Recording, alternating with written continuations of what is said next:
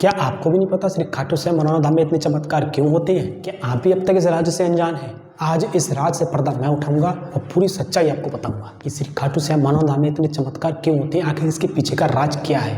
नमस्कार दोस्तों, जय श्री श्याम। मेरा नाम सुमित शर्मा है और स्वागत है आपका मेरे यूट्यूब चैनल में। अगर आप चैनल पर नए हैं तो प्लीज़ चैनल को सब्सक्राइब जरूर कर लीजिए ताकि आपको श्री खाटू श्याम मनोना धाम के बारे में और आगे आने वाली जानकारियाँ मिलती रहे। और मैं इस चैनल पर और भी धर्म से रिलेटेड वीडियो डालता रहता हूँ, उसकी भी जानकारी मिलती रहे। और अगर आपने मेरी वीडियो पहले से देखी हुई है तो आप श्री खाटू श्याम मनोना धाम के बारे में तो ज़रूर ही जानते होंगे और आप ये भी जानते होंगे कि वहाँ पर कितने चमत्कार होते हैं। वहाँ पर प्रतिदिन कोई ना कोई चमत्कार अवश्य होता है। और अगर आप श्री खाटू श्याम मनोना धाम में गए हैं तो आपने अपनी आंखों से स्वयं देखा होगा कि वहाँ पर कितने चमत्कार होते हैं। लेकिन अब तक आपने सिर्फ यही देखा होगा कि वहाँ पर चमत्कार होते हैं, वहाँ पर सब लोग ठीक होते हैं जाकर, मगर ना तो आपको किसी ने ये बताया होगा कि वहाँ पर इतने चमत्कार क्यों होते हैं, इसका क्या कारण है, क्या बात है। और आपने ऐसी बहुत सारी वीडियो यूट्यूब पर देखी होगी जिसमें आपने श्री खाटू श्याम मनोना धाम के चमत्कारों को देखा होगा कि रोगी को ठीक होते हुए देखा होगा, पैर खराब है आपने उसको भी चलते हुए देखा होगा, आपने मृत को जीवित होते हुए भी देखा होगा। और न जाने ऐसे कितने रोग हैं, ऐसी कई समस्याएं हैं जो वहाँ पर रोज ठीक होती है। लेकिन आपको ये पता है आखिर वहाँ पर इतने चमत्कार होते क्यों हैं, आखिर इसके पीछे का क्या राज है, क्या कारण है कि वहाँ पर इतने चमत्कार होते हैं। और दिन प्रतिदिन इस धाम की ख्याति बढ़ती जा रही है। समस्त उत्तर प्रदेश से ही नहीं, समस्त भारत से यहाँ पर यात्रियों का आना जारी है और प्रतिदिन यहाँ पर हजारों की संख्या में दर्शनार्थी आते हैं और बाबा श्याम के दर्शन करते हैं और यहाँ पर होने वाले चमत्कारों को अपनी आंखों से देखते हैं। खाटू श्याम मनोना धाम के जो मुख्य महंत जी हैं, जो यहाँ के पुजारी हैं, जिन्होंने इस मंदिर की स्थापना की थी, श्री ओमेंद्र सिंह चौहान जी महाराज, इन्हीं ने श्री खाटू श्याम मनोना धाम की स्थापना करी थी। तो हुआ क्या था, श्री खाटू श्याम मनोना धाम के महंत जी ये हर महीने श्री खाटू श्याम जी, राजस्थान जो सीकर में मेन मंदिर है श्री खाटू श्याम जी का, वहाँ पर हर महीने दर्शन करने जाते थे। लेकिन जब कोरोना आया था, जब हमारे देश में महामारी फैली थी 2020 में, तब लॉकडाउन हो गया था और किसी को भी घर से निकलने की अनुमति नहीं थी और सारी सुख सुविधाएं जो थी वो बंद हो चुकी थी। तो एक बार क्या हुआ, ये महाराज जी एक बार अपने घर से श्री खाटू श्याम जी महाराज के लिए निकले थे।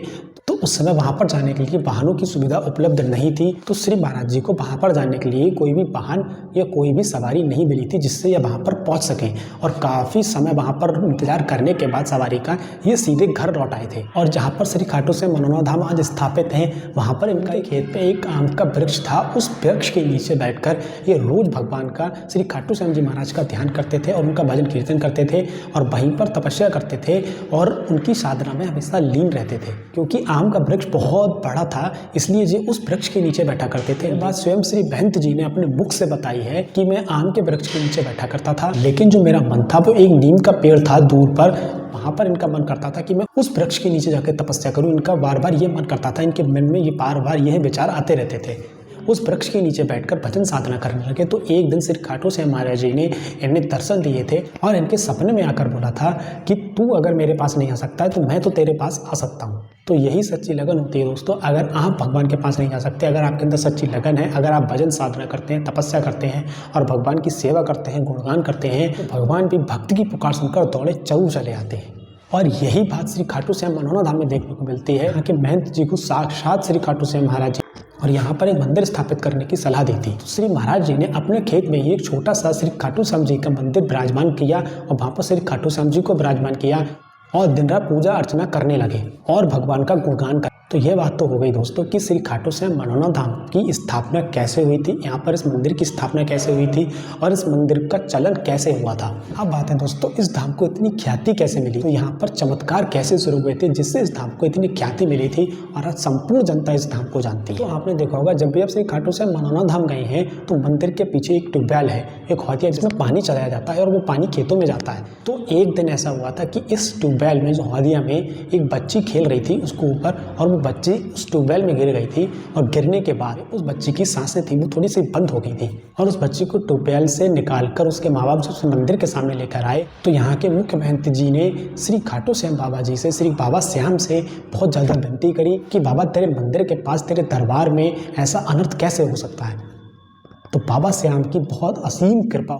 जो मंदिर में चरणामृत होता है, उस चरणामृत को जल के चींटों को उस लड़की पर जैसे ही महंत जी ने मारा था, तो बाबा श्याम की इतनी बड़ी कृपा हुई थी कि उस बच्ची की सांसें जो अटक गई थी, जो सांसें नहीं चल रही थी, तो महंत जी ने जो बाबा श्याम के चरणों से जल के जो चींटे मारे थे उस बच्ची पर, वो बच्ची दोबारा खड़ी हो गई थी, उस बच्ची में दोबारा सांसें आ गई थी, उस बच्ची में दोबारा जान आ गई थी। और यह बात आसपास के सभी गाँवों में बहुत तेजी से फैल गई थी कि यहाँ पर एक बच्ची की सांसें जो अटक गई थी नदिया में गिरने से, वो दोबारा से जीवित हो गई है। और उस बच्चे के जीवित होने के बाद यहाँ पर दिन प्रतिदिन चमत्कार होते चले गए। इसलिए मनौना धाम को सिर्फ चमत्कारिक खाटू श्याम मनौना धाम कहा जाता है। इसे इस धाम की ख्याति संपूर्ण बरेली जिले में और उसके बाद संपूर्ण उत्तर प्रदेश में और उसके बाद आज संपूर्ण भारत में इस धाम की ख्याति व्यापक है। दूर दराज से बाबा श्याम के दरबार में मनौना धाम भक्तों का तांता रोज लगा रहता है और दूर दूर से यहाँ पर लोग दर्शन करने बाबा के आते हैं।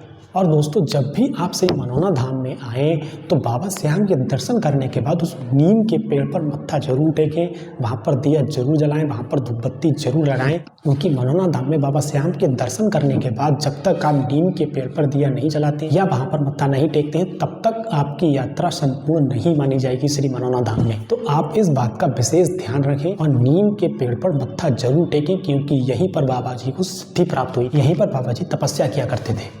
तो दोस्तों, मैंने इस वीडियो में जो आसपास के गांव वाले हैं, जो वहाँ पर आने वाले भक्त हैं और जो कमेटी के अध्यक्ष हैं और जो महंत जी हैं, उनसे सारी जानकारियाँ इकट्ठी कर कर आप लोगों को बताने का प्रयास किया है और आसपास के भक्तों से भी यही बातें सुनने को मिलती हैं। और अगर फिर भी कुछ ऐसा है जो मैं इस वीडियो में गलत बोल गया हूँ या मेरे मुँह से कुछ गलत जानकारी निकल गई है, इसके लिए बाबा श्याम से और मैं आज सभी जनता से माफ़ी मांगता हूँ। और आप भी मनौना धाम आना चाहते हैं तो आप मेरी पहली वाली वीडियो जरूर देख लीजिए, जिसमें मैंने आप बाबा श्याम की अर्जी कैसे लगा सकते हैं और यहाँ पर कैसे पहुँच सकते हैं और मनौना धाम के संबंध में मैंने संपूर्ण जानकारी देने का प्रयास किया है। तो एक बार आप वो वीडियो जरूर देख लीजिए। उन वीडियो का लिंक मैं डिस्क्रिप्शन बॉक्स में भी दे दूंगा, बाकी आप चैनल पर जाकर भी उन वीडियो को देख सकते हैं। और मैंने इस वीडियो में जो भी जानकारी दी है, अगर आप मेरे द्वारा दी गई जानकारी से संतुष्ट हैं तो मेरे चैनल को सब्सक्राइब करिए, जिससे आपको आगे आने वाली वीडियो और मनौना धाम के संबंध में संपूर्ण जानकारी मिल सके और भी धर्म से रिलेटेड जो मैं वीडियो डालता हूँ उसकी भी जानकारी आपको इस चैनल पर मिलती रहे। और इस वीडियो को शेयर भी जरूर करिए ताकि यह जानकारी दूर दूर तक जो बाबा श्याम के भक्त हैं उन तक पहुँच सके। नमस्कार, जय श्री श्याम, जय श्री राम।